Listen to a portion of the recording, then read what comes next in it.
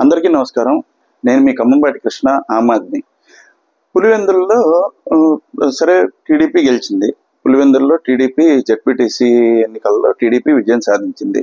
కరెక్ట్గా 3 ఏళ్ల క్రితం కనుక చూస్తుంటే కుప్పంలో ఏదైతే వీళ్ళు చేసిన దొంగ ఓటింగే కానీ, వీళ్ళు చేసిన అరాచకాలే కానీ ఏవైతే ఉన్నాయో అవన్నీ కూడా 3 ఏళ్ల తర్వాత కర్మ ఎంత బలంగా ఉంటుంది అనేది దాని యొక్క నిదర్శనం అన్నమాట.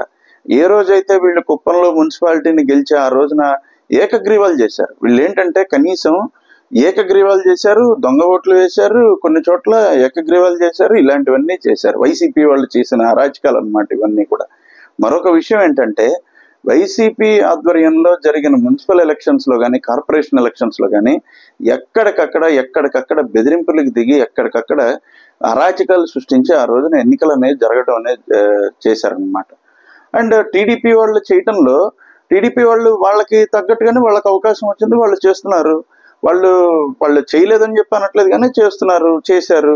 కానీ మీ అంత అరాచకం అయితే కాదు అని చెప్పేసి నేను అనుకుంటున్నాను. మరొక విషయం ఏంటంటే ఒక ప్రజాస్వామ్యంలో ఉన్నది టీడీపీ వాళ్ళు చేసింది కూడా తప్పే. ప్రజాస్వామ్యంలో ఏదైతే మీరు చేస్తున్న అరాచకాలు ఉన్నాయో ఇవి 2 పార్టీలు కూడా వైసీపీ కానీ టీడీపీ కానీ చేస్తున్న అరాచకాలు ఏవైతే ఉన్నాయో ఇవి అసలు మంచిది కాదు.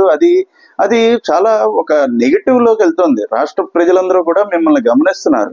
ఎందుకు అంటే రేపు ఒక సామాన్యుడు ఎవరైనా ఒక కార్పొరేటర్ గా పోటీ చేద్దామన్నా, ఒక వార్డు కౌన్సిలర్ గా పోటీ చేద్దామన్నా, ఏం చేద్దామన్నా కూడా ఈ రోజు మీరు చేసే అరాచకాలు చూసి భయభ్రాంతులకు గురయ్యే పరిస్థితి అనేది ఉంటుంది.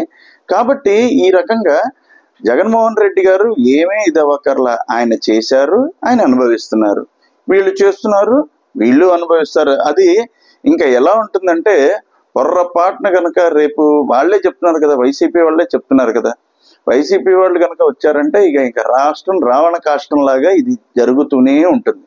కాబట్టి ప్రజలందరూ కూడా వీళ్ళు చేసే అరాచకాలు, వీళ్ళు మంచి పాలన అందించండి, లేకపోతే ప్రజలకు ఏం కావాలో అది చెయ్యండి అని చెప్పేసి 2 పార్టీలని గెలిపిస్తుంటే వీళ్ళు అవన్నీ మానేసి వీళ్ళు ఇలాంటి అరాచకాలు, అకృత్యాలు ఇవన్నీ కూడా చేయడం అనేది జరుగుతుంది.